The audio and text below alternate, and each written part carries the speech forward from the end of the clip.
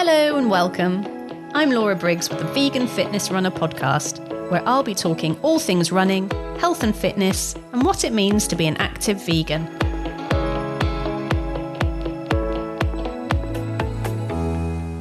For this episode, I'm chatting to Holly Johnson, editor of Vegan Food and Living magazine and host of the Simply Vegan podcast. Passionate about veganism, sustainable living, health, nutrition and fitness, Holly is a keen runner, and as I learn here, a big fan of air fryers. Holly, fellow podcaster. Hello. Hello. How are you enjoying this autumnal weather that we're having at the minute? Oh, I'm very happy it stopped raining because I was getting really down about it. I couldn't stand. It's so dark when it's like that. It's dark and it's miserable, but I don't know, it's slightly easier getting out and running in this weather if it's not a heat wave. Yeah, true. Yeah, I'm fine if it's not raining and I don't mind it being cold or anything, but the rain and the storms, I didn't run pretty much the whole of this week really because it was just horrid. I'm actually, as we speak, I'm wearing 3 layers. I'm wearing 2 jumpers today because I really hate being cold. Oh my God, that's extreme. I've still got my summer gear on. No, I can't bear it. The second the autumn hits, it's like everything, my bones just chill. I'm a bit like a lizard. So I hate kind of getting out the door and starting. If I'm going on a run, I hate just getting out the door. But then midway through, I'll be sweating away with the best of them. I'm a proper hot runner, so... Can't win really. I went for a workout at a friend's gym this morning. She's she's a vegan PT actually, and she's got her garage converted, and everyone's kind of had their long leggings on. And after about 20 minutes, I'm still in my shorts. After about 20 minutes, they're all dripping with sweat, and I'm like, "See, it's not time yet. It's not time to go for the full length leggings." You're just ahead of the curve. You're a bit more savvy than the rest of us, I think. Listen, Holly, you are a vegan. Obviously, I am. You're also a runner, so you and I have a lot in common. You've also, as reading, been vegan for about 5 years. Is that right? So you haven't always. It's not been a kind of a lifelong thing. No. How did you kind of first, transition into becoming a vegan? I wish it had been a lifelong thing. I mean, I think most vegans do, don't they? You sort of Absolutely. Think, why did my parents raise me eating just crispy pancakes and sort of, I don't know, faggots we used to have, like, just the thought makes me shudder. But that was the 80s, showing my age. But so I just mentioned my friend, the vegan PT. Well, I grew up in Dorset and then lived in Bristol for about 16 years sort of after uni.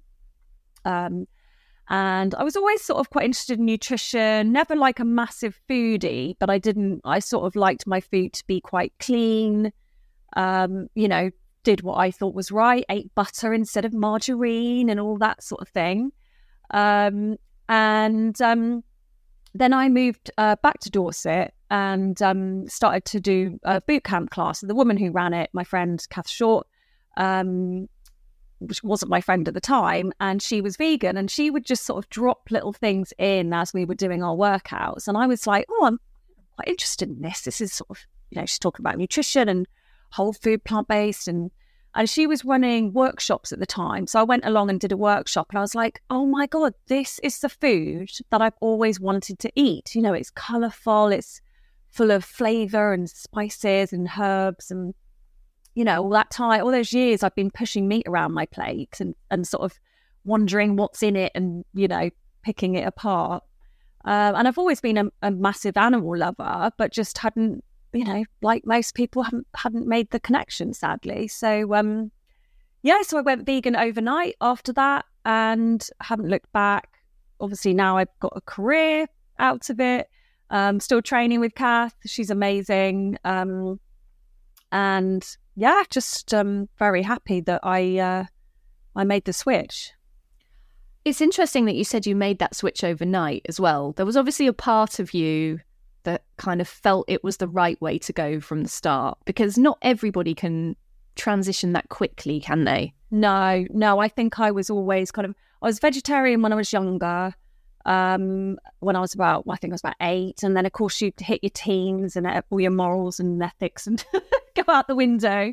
And I think I ate a lot of veggie food really anyway. And it was just, I think having someone who really knew their stuff, knew how to cook, whole food, plant-based food, rather than just, any processed vegan food. She just kind of taught me how to do it properly. And I think that's half the battle, isn't it? If you don't know what you're doing, it's so much harder because you don't necessarily know, how to make cheese sauce out of cashews or any of these other things. So that was quite a revelation. I find it so exciting, the things you can do with vegetables, making steak out of mushrooms and things like that. It's like, this is fun, cooking meat and 2 veg and some mashed potato. That to me is not fun. But getting creative it sort of really excites me in the kitchen. So yeah, and my daughter went vegan shortly after me as well. So she's been vegan about 5 years. She's 17 now. So that's good. It's just the boys to try and convert. They're a bit slower, unfortunately. Same in my house. Actually, my daughter wanted to go vegetarian, but we're not quite there. She's 9, so we're slowly working on it. Yeah, but it's hard, I always say isn't it? it's their choice. It's their choice. They actually say to me that their food is way more interesting now that I'm a vegan. I think you're right. The whole concept of meat and 2 veg, it's very staid. It's very boring. Yeah. It is, kind of easy cooking in a way, isn't it? You don't have to think outside the box. But with veganism, you have to try harder to get those flavours in. And inevitably, you end up with much nicer food, in my opinion. Definitely. And it's cheaper as well if you're not buying the vegan processed products. The things you can do with a can of chickpeas, like I did a curry the other day, you make chickpea tuna, there's just like so many things. And when I look at the price of like meat and fish now, I think, oh my God, how do people afford to eat this? Yeah, it's nuts, isn't it? Yeah. You seeing your trainer and talking to her and finding out more about vegan food obviously had, the catalyst that you needed to become vegan. I actually had a PT, a personal trainer, who exactly the same as you was vegan, and he lifted weights as well. Right. And I think I saw him and I thought that wasn't really my first kind of connection that vegans could be really strong and healthy. And sometimes you need that connection, don't you? You need to see somebody that's living it and is doing really well and is really fit and really healthy to decide that, yeah, actually, a lot of stuff people say about veganism is untrue. Yeah. We're not really pale and pasty and weak. Exactly. We can be strong. How funny. So it's sort of a similar situation for you. How long ago was that then? Yeah, so I think it must be about 6 years for me. And it was a whole raft of things, I suppose. It wasn't any one thing. I mean, yes, for the animals, I think, the way animals are treated is disgusting. And, why would you want to eat an animal? But equally, I run a lot. So it was a lot to do with my health. And that, that was a secondary interest, I suppose. And I've done a lot of work, as a journalist as well with various companies where I got a lot of insight into, how animals are reared and, what goes into our food. And it all kind of culminated in this kind of awakening, I suppose, as to why am I kind of just playing this game? Why am I going along with the masses when actually I know exactly what I need to do, but I hadn't quite had the kick I needed just to make that decision, basically, like ripping the plaster off, isn't it? Yeah. Like you say, it's just so normalised, isn't it, in our society, and has been for hundreds of years. And unless you meet someone who is vegan and who isn't that sort of cliched, the hippie in the health food shop in town, it's someone fit and strong and, sort of quite inspiring. It's you don't necessarily, sort of the connection doesn't quite fit. No. And you're right. We are conditioned, aren't we? And I think, child of the 80s, likewise, our parents, were brought up, that meat was healthy, I suppose. And this is just what we do. Yeah. It always makes me laugh because my mum has professed and will always profess to be such an animal lover. And, it kind of now really jars with me because I'm like, how can you love animals and then sit there with a, venison steak on your plate or, all the rest of it? And, I was brought up on, the Findus crispy pancakes that you mentioned earlier, but things like, boil in the bag haddock with that disgusting sauce. Do you remember that? Yes. Oh my God, vile stuff. You'd sort of burn your hand off trying to get it out of the water. It's like, what is it? Oh, just literally like nightmares from that. So on one hand, they're saying, oh, yeah, we love animals, aren't they lovely? And then the next, we're eating this rubbish. I mean, it's just awful what we put in our bodies. And the fact that we are happy to treat animals, well, we're not, but, the society is happy to do that to animals. But it still claim to care about them. Yeah, but it's so hidden, isn't it? And people don't want to face up to it, I don't think. Like, I try not to post things on my Facebook, sort of personal Facebook page, because I've got, friends from uni and school and from all walks of life on there, random nights out over the years and all that. And, I never share anything graphic or anything on social media anyway, because personally, I just don't like seeing things like that, especially if you're not sort of expecting it. It can be quite shocking. But every now and again, I'll be like, feel really passionate about something like Compassion in World Farming. I follow, and they've been campaigning to end live exports. And to me, you don't have to be vegan to support that. It's surely you would want the animals in your food chain to suffer as little as possible. So I shared it on Facebook, the petition, and I think 3 people liked it out of about 500. Wow. And, you post a picture of, I don't know, your dog or your kid, and you get, 100 likes or comments or whatever. And I just thought, 3 people, this is insane. Like, what is it? Do people just sort of want to look away because it's just too much to kind of face up to and deal with? And, they've got enough going on in their lives, and having to change their diet is just sort of a step too far. I don't know, but it's hard not to sort of get frustrated and upset, isn't it? You have to kind of stay in the light, as it were, as we've spoken about on Simply Vegan podcast, rather than kind of like going down that path of like ranting and raving. I think you're right. And, for all the vegans that I've spoken to, there is that thing that, it is about sticking your head above the parapet a little bit. Vegans are still persecuted, as I like to say. Yeah.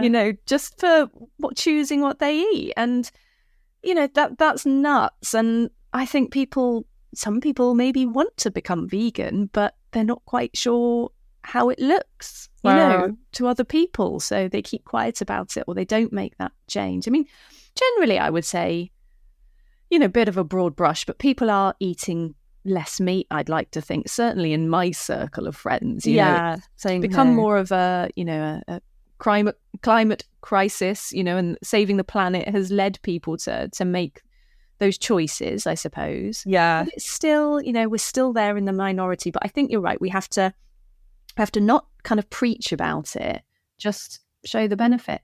I mean, I've been looking on your Instagram page, and, all those delicious meals I keep seeing, and they're all vibrant and they look so good, and I just want to cook them all. I think that's a far better way of trying to encourage people, to change their lifestyle choices. Definitely. Yeah. I mean, please don't look at my Instagram. It's terrible. I'm really bad at Instagram. I thought it was very good. I overthink it so much. Like you say, you want to kind of present this amazing looking food so that people go, wow, being vegan, might not be that bad after all. But of course, I'm not a photographer. I'm not a chef. And I've got, 2 children and a dog running around my feet. And usually it doesn't look that great. You take a picture and you're like, oh, it doesn't, yeah. I don't know, need lighting or something. But yeah. I know, but I think people respond to the kind of the ordinary actually a lot more now. And they realise you're being honest about how you're living, and they see those pictures and they can relate. A lot of stuff people just can't relate to on Instagram and social media in general. So yeah, I think it's quite refreshing. Yeah, that is true.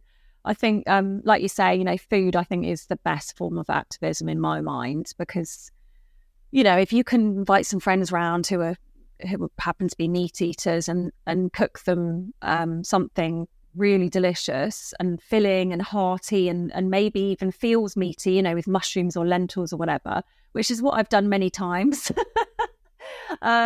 it's a lot of pressure because you're like, oh my God, they need to love this food and go vegan. It needs to taste great. Eh? Yeah, I know. Why do we do it to ourselves? Why don't we just like chill out? And it's definitely the best way. And my mum and stepdad are vegetarian now.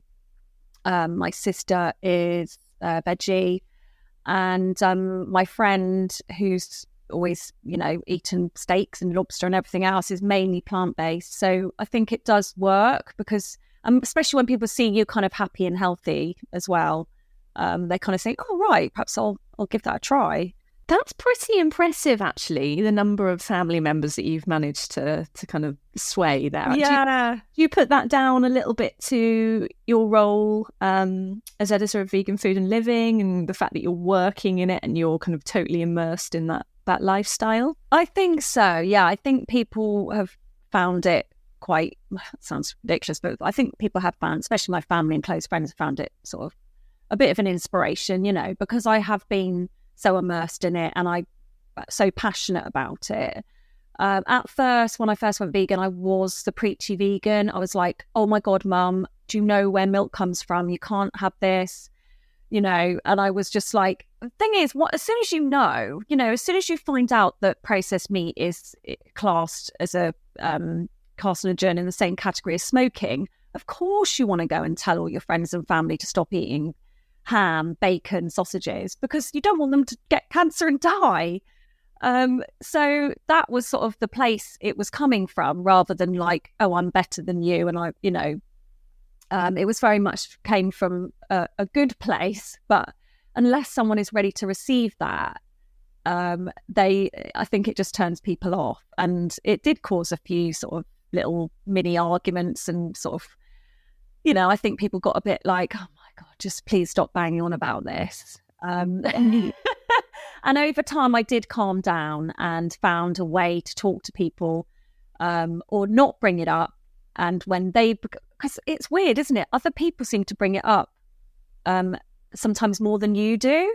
Oh, yeah. I was talking to somebody the other day and they interestingly said, it's not that they're having a go because it's a problem of yours. It's their insecurity. It's their problem. They're the one that has the issue with the veganism. And I was like, yeah, that's so true, isn't it? Like meat eaters are always the ones to kind of prod the bear and start having a dig. And you're like, hey, I'm just not eating meat. What is the problem here? Yeah, I know. You find yourself sort of in the middle of this conversation and then you kind of like sort of think, hang on, did I bring this up? And no, I didn't. I did not bring this up. You asked me. And sometimes it is curiosity. I think people want to understand why you're doing it, what you actually eat, where you're getting your protein and your B12 and everything else. And it is curiosity. But sometimes, like you say, they are sort of offended because it's making them feel bad for what they're doing. Totally. I mean, there's that kind of running joke, isn't there, where people say, oh, did you know they were a vegan? If you didn't, don't worry, they'll tell you. Yeah. And actually, it's not always the case.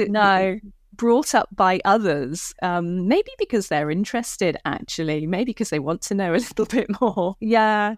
And like you say, when it's your job as well, you're hosting a podcast, it's people ask what I do.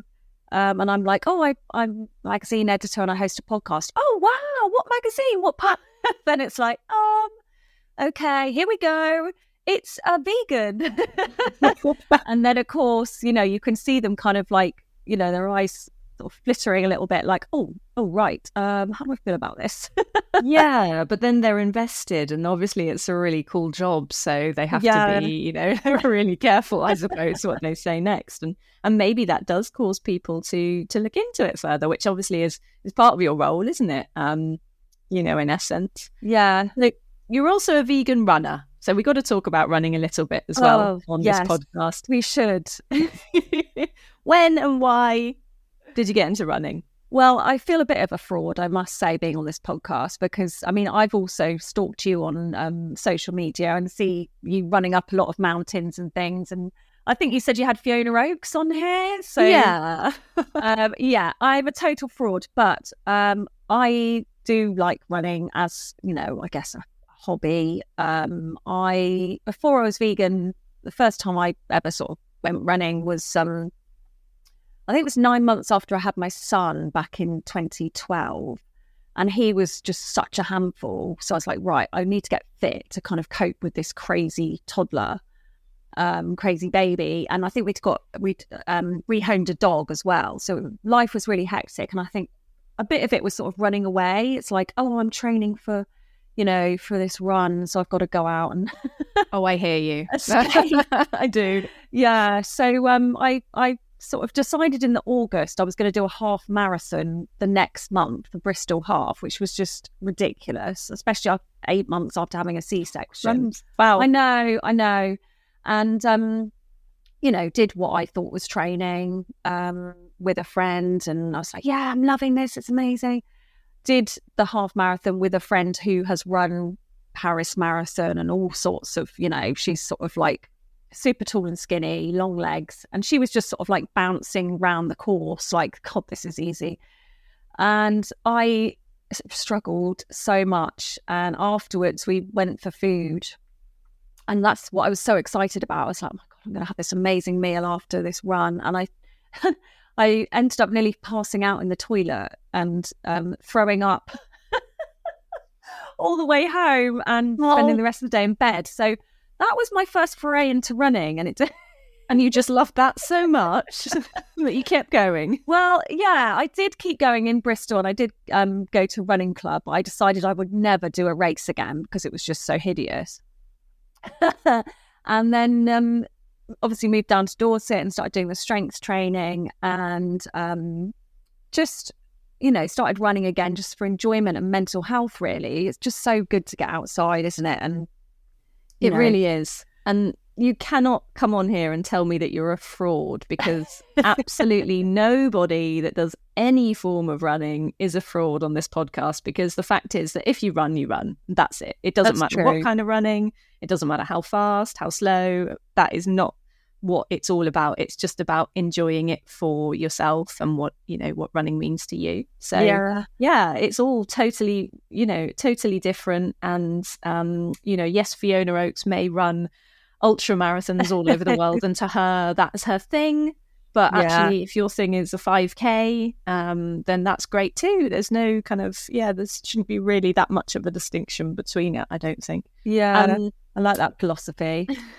Was the running something that maybe made you get a little bit more interested in the nutrition side of things, or did you always have that interest? No, I think it did. I think, just after having a child, you do sort of start to think about your body more, don't you? And what you're putting into it. But obviously the veganism did come later. I used to do the running club and the what do you call them? The person who's running the club said that, go home, have some protein, some chicken or some fish. So that's what I did, Yeah. Whereas now it's, protein shake or, I don't know, peanut butter and banana or something. But I think that's a great philosophy, that you don't have to be running ultra marathons or even half marathons to be a runner, because I think we all kind of, never feel like a real runner unless you're doing these crazy races. But it's not for everyone. And I think you've got to listen to your body and also the time that you have. I'm sort of working full time, got children.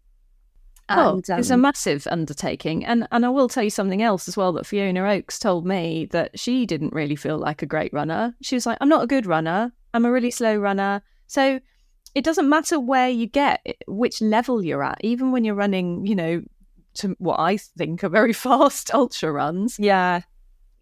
You still don't really, I don't know, feel validated. It's strange. I've spoken to so many runners in so many different forms of running, and none of them really see themselves as runners, which is so ridiculous. So it's just a repeating pattern, and it's crazy because we're all out there doing it. We just obviously don't see it ourselves. Maybe it's some kind of imposter syndrome. I don't know. Probably. Do you think it's a female thing, or have you come across men? That's an interesting question.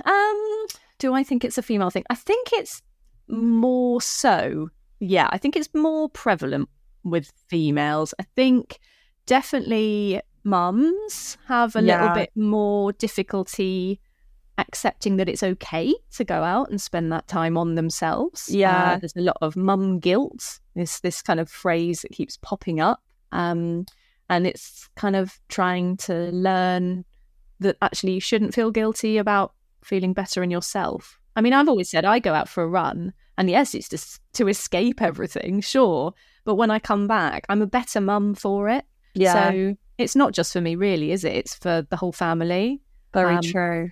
And we're really quick to kind of condemn ourselves. And I think society has kind of pushed this role on, you know, or our brains think that we have to be, you know, at the kitchen sink or doing things for our children all the time. And when we give ourselves an inch, you know, we suddenly feel really bad about it. And it's dreadful that we're still doing this. I know. It's crazy, isn't it? Yeah. I mean, we're not leaving our children kind of, you know, roaming the street. we're really doing a very good job of that too. So there's no shame in going out for a run. Yeah. And it's teaching them that, you know, being fit and healthy is a good thing, and actually, you know, taking time for yourself is important. And like you say, when you come back, you're less likely to be sort of psycho mum screaming at them all.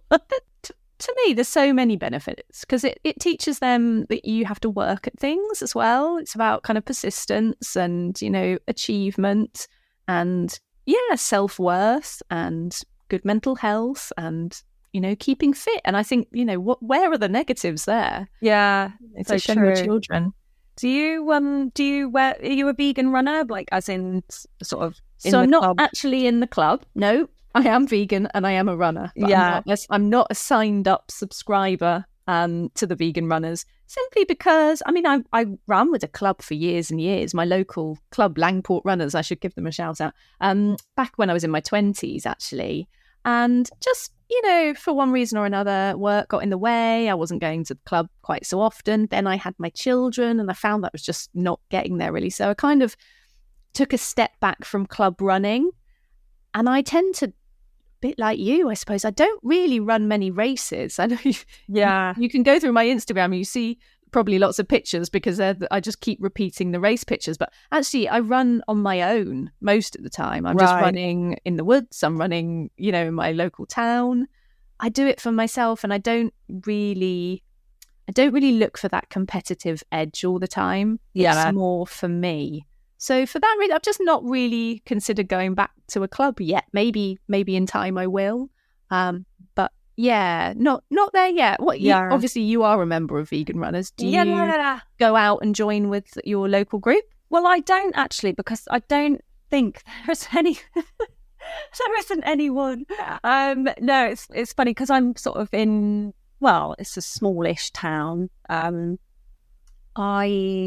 think most of the vegan runners sort of nearby are about an hour away, so it's a bit of a trek if you're just going for a Tuesday night run. Maybe we need to do a shout out for vegan runners that are listening, and then they can get in touch. Yeah, there must be some about, surely. Yeah, there must be a few. I just haven't seen any. You know, usually you sort of spot them a mile off, don't you? Like, vegan runner, oh my God, there's one. I mean, I signed up and I do, wear the vest occasionally, and I'm doing a 10K next month, Bournemouth, I think it's Run Bournemouth, and I'll be wearing it then. But so I talked about Kath, the vegan PT. I got her to sign up as well, and she got the vest. But I think we're just a bit shy, because when you put it on, you feel like you're quite on show. And if we're kind of running together, you feel like unless you look amazing, we tend to go out at sort of 7 a.m. as well. There's hardly anyone around, but still overthinking it. Yeah, I think you are. Yeah, but maybe there's that. Do you feel like a burden of responsibility? Yeah. Vest on. Yeah, you're like, people need to be looking at me thinking, wow, she's speedy, and wow, her skin's glowing, and I need to go vegan too. I think there's people just look at you and think, wow, she's going for a run. Good on her. That's maybe think of it more like that, because, we do put all this pressure on ourselves. I'm not with a club per se, but I tell you what I did sign up to not that long ago was the Green Runners. Oh, right. Okay. That's a brilliant initiative, which is co-founded by Damien Hall. He's an ultra runner as well. Yes. And it's basically more of a bent on sustainability. Right. So, yeah, we're vegan. So obviously we're already thinking about planet and other things.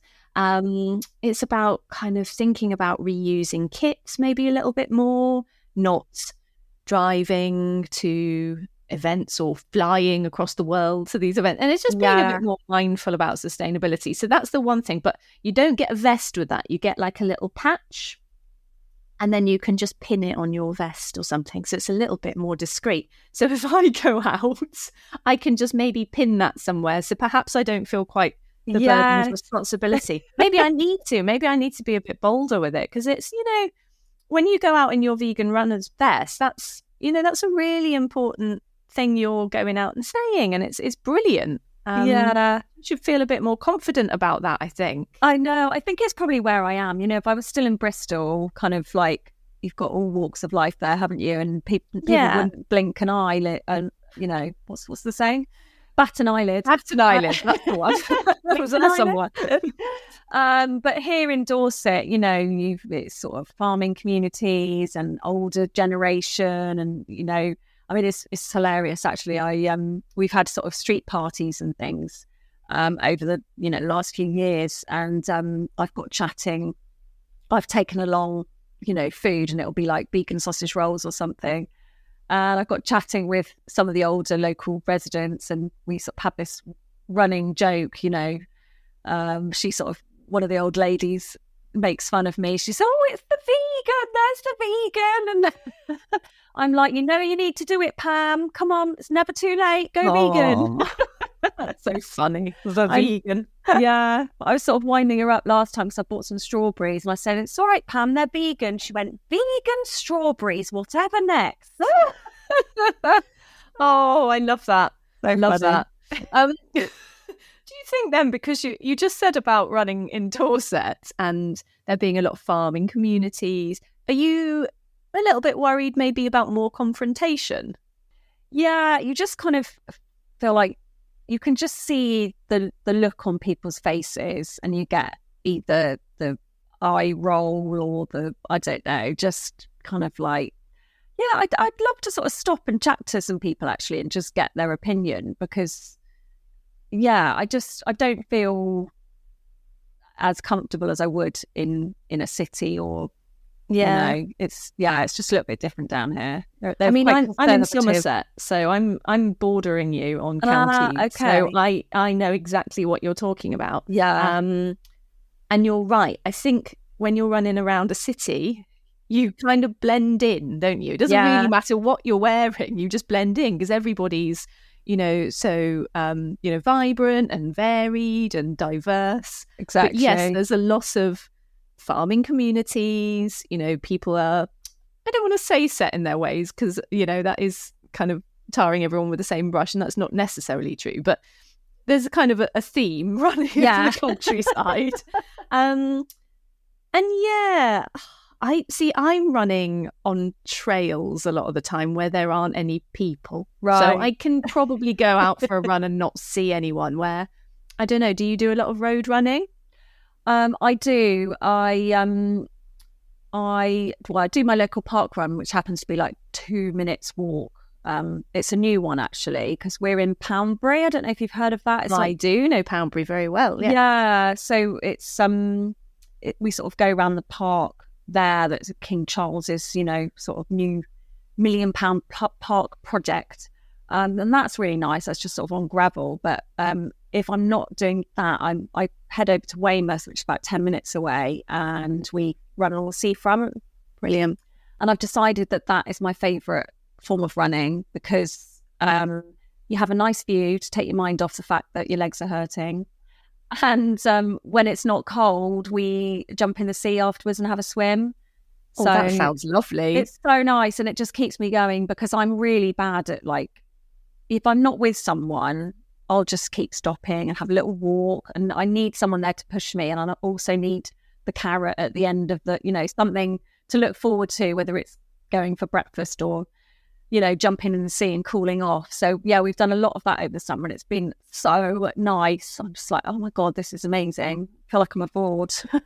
Sounds dreamy. It's nice to hear that you also run for food. That's definitely very high on my list. If I'm doing a long run, genuinely, I think my reward is going to be having a massive meal afterwards. Like I'm just always thinking about what I can eat next. Yes, I know. It's sort of like, what shall I have? Shall I have a tempeh bacon TLT or shall I have scrambled tofu? Oh, good. What is your favourite post-run meal then? If you had to pick one thing. Oh, put you on the spot now. Yeah, it probably would be a TLT. I got an air fryer recently, and I just sort of slice up the tempeh or tofu, marinate it in some smoked paprika, soy sauce, and agave syrup. So you've got that sort of sweet, salty, like that umami, whatever it is. Yeah.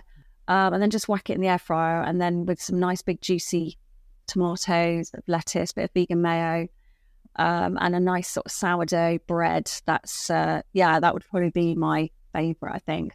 My friend sort of like looks forward to porridge, and I'm like, no, porridge is not going to cut it. That is me so boring. It's a boring breakfast in my book. Yeah, exactly. So I'm definitely more of a savoury person. That's made me really hungry. Yeah, just you talking about that. I was like, when can I go and make one of those? So good, so good. You've got an air fryer. Loads of people have been harping on about these air fryers. I still don't have one. Can you recommend them? Yes, definitely. Okay. So my sister got one. She's got about 1,000 children, and she's got 4 children, and they're sort of older teenagers, so they've all got friends and boyfriends who are over for tea. So it's, on an average night there's about 9 people around the dinner table, and she invested in one, and I think hers has got like 4 different drawers, so she can do all this stuff at once. And we were also reviewing them for the Vegan Food Living website, so quite handy, isn't it, to have a first-hand practice on it? Exactly, yeah. So they are amazing. I mean, they're sort of save you money because they're really economical. Obviously, better for the environment because you're not heating up this huge, massive oven every time for just a bit of tempeh or point. And it's just so quick. And I don't put oil. I've never used oil in it, so it's healthier because you're not having to fry stuff. I definitely recommend them, and perhaps put it on your Christmas list. There we go. I didn't anticipate us discussing air fryers, but I'm just writing that down on my Christmas list now because I think maybe I tend to add oil to so much stuff, and obviously that's not healthy. So when I'm trying to make healthy choices, I'm like, I'll just fry that. It's not really. Yeah. I know. Going in the right direction, is it? Yeah, it is. Yeah, they are good for that. Do you find yourself overall healthier now you're a vegan? Oh my God, yes. I used to get every winter, no matter what, I would always get like sort of tonsillitis type things.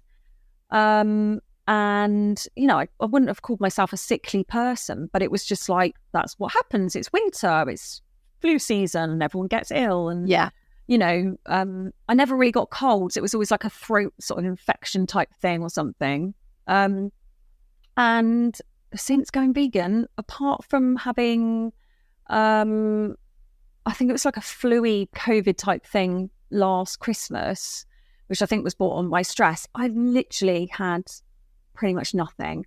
I'll get like, I might sort of think, I've got a bit of a tickly throat or a sniffle, and it'll just go away the next day. It's absolutely mind-blowing how my immunity or whatever it is has changed since changing my diet. Incredible. It's also just worth saying, isn't it, Holly, that you can have a really unhealthy vegan diet as well. Being vegan doesn't necessarily mean you're going to be a healthy person. Sadly, yes, you have to eat the vegetables. You can't just eat the Beyond Meat burgers and the vegan chicken nuggets. You have to. But I mean, I'm sort of try to eat whole food, plant-based as much as possible. So I do eat a ton of like when you say salad, I think people think, oh my God, iceberg and cucumber, but maybe a bit of tomato if you're lucky. Exactly, yeah. But I'll have a salad for lunch every day, but I'll have loads of different things in there. So I'll do like a tub of bulgur wheat or pearl barley at the start of the week, and then I'll just sort of scoop it out and have it with different meals. Like I said, the tempeh or the tofu or lentils, sweet potato. There's so many things that you can sort of put into a salad, and also like a tahini dressing. I think you need sort of like texture, don't you, with vegan food, because otherwise it can be just a bit samey. Exactly. So I like sort of sprinkling some seeds or some nuts on top, and just having a really colourful plate, I think, is what I enjoy. It sounds like you're quite organised in terms of your meals as well. Am I right? Oh, try to be. I try to be. It is hard because me and my daughter are vegan, obviously, and we like to eat well. She started off pretty healthy. Now she's 17. She's sort of likes more of the processed stuff. So she'll be like, salad won't fill me up, mum, so she'll want to put on some hash browns. Like, she gets a bit obsessed with things. So hash browns are her thing at the moment. She keeps making. It's a good thing though, to be fair. I do love a hash brown. Yeah, but they're so high in fat, aren't they? Yeah, they are. We can get away with it, but I can't. I'm, 40, nearly 45. So that's not too bad. However, then I've got my son who's 11 who likes meat and 2 veg, and I can't seem to sway him. Yeah. He's like, I just want normal food. I was like, okay. I think for kids as well, I've talked about this before, they want to be accepted. So if they're eating stuff that's wildly out of the comfort zone, so to speak, with their friends, at school, they don't feel like they're part of the crew, do they? So maybe a bit of work has to be done to kind of make vegan food. I suppose that's why they make, vegan meat and all the rest of it. They make things look like other things so that actually children can be a little bit more included. Yeah. Do you think that's maybe the problem with I say problem. Do you think that's maybe why your son is a bit reluctant to turn vegan, because actually he feels that might exclude him in some way? I think so. I think that, you go to school and people are going, I don't know, I think maybe, he's had conversations where he says, oh, my mum's vegan. And people are saying, oh, well, you need meat. Meat's good for you. And then he comes home and repeats what is said. And even teachers, when my daughter was at school, she, people would be joking about, including the teacher and the lecturer at college, joking, making fun of vegans, obviously not knowing that she was. Yeah, saying things like, you need meat and what's wrong with eggs and things like that. And obviously I was like, I'm going to send an email. But she was like, baseless information, no facts there at all. So, hey. Yeah, so frustrating. I think it's, like you say, having those meat replacement, dairy replacement products, they do have a place, and people, I think the media are very much enjoying bashing them at the moment. Oh, all these companies going bust, no one wants this processed rubbish. Whilst tucking into a processed meat product, which is full of God knows what. The irony. I know. But I mean, he's okay. He's all right with the sort of vegan chicken, but he's sort of started to complain about vegan sausages and vegan burgers, like over the summer when we have barbecues and stuff.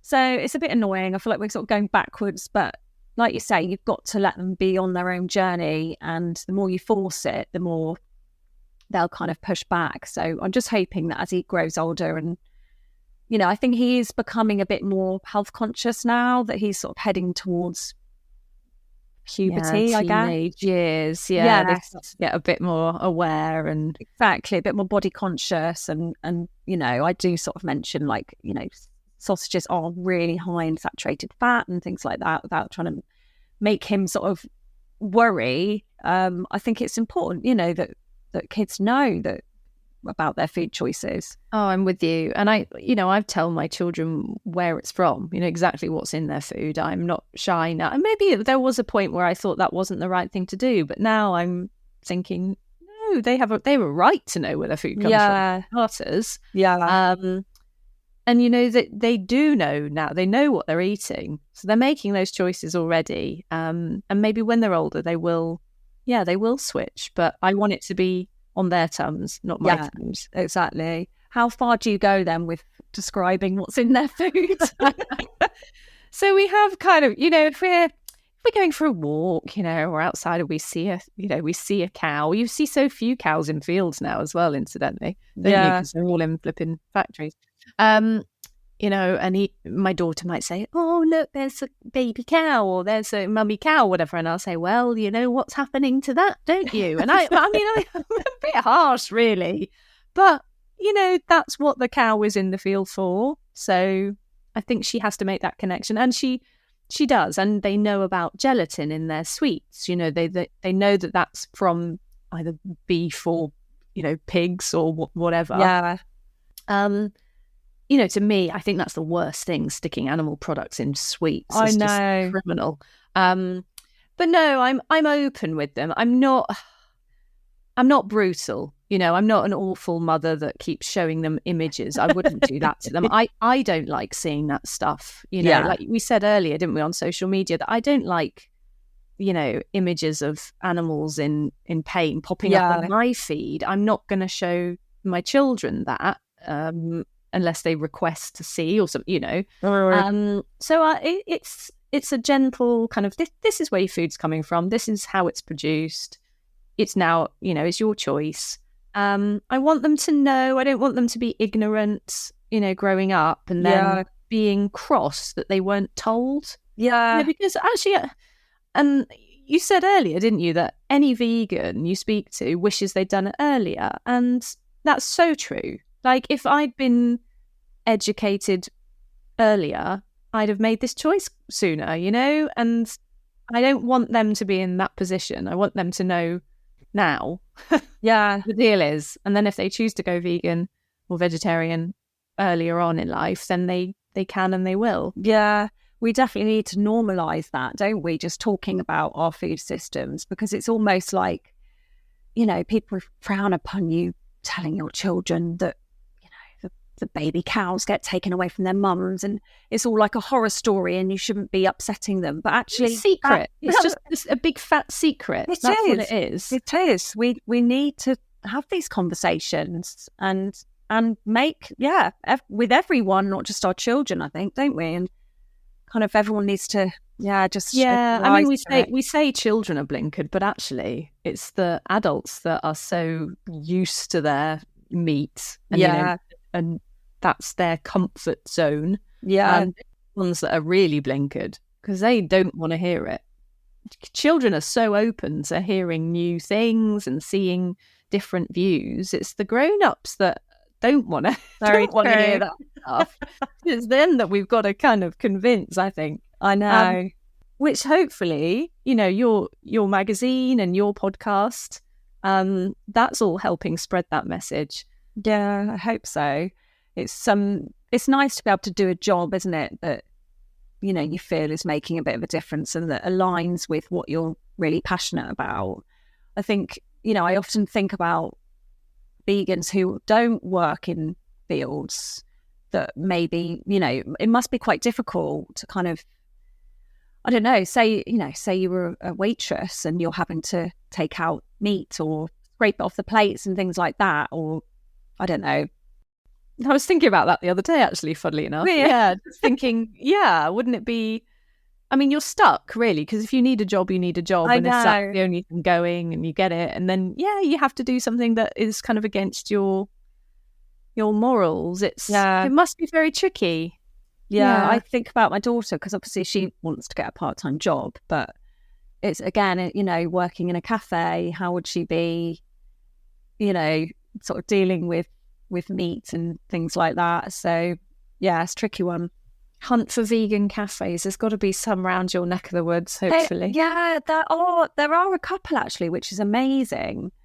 But yeah, I think she's a bit shy about venturing into the world of waitressing. I think she feels like she's just going to drop plates all over everyone. Oh, yeah. I mean, we've all been there, haven't we? That age. That's the panic of doing something wrong at work. Yeah. Oh, bless her. I feel for her. Oh, well, I wish her the very best of luck in finding her first job. And it's also been an absolute pleasure to talk to you today, Holly. Oh, it's been lovely. Really interesting chat today. As I say, who knew we'd end up on air fryers and Christmas list, but hopefully we can catch up again soon. And just a reminder to everybody that they should read your magazine, Vegan Food and Living, and also listen to your podcast, which is called Simply Vegan. Lovely to chat. Take care. Keep running, please. I will. Thank you so much, Laura. It's been like chatting to an old friend. Oh, that's the best compliment anyone can ever get. So much. Thanks so much for listening, and don't forget to leave a review for the Vegan Fitness Runner podcast. Please subscribe if you don't want to miss an episode, and remember you can find out more about all my guests and further information on all the topics covered over on the website veganfitnessrunner.com. Thanks again, and bye for now.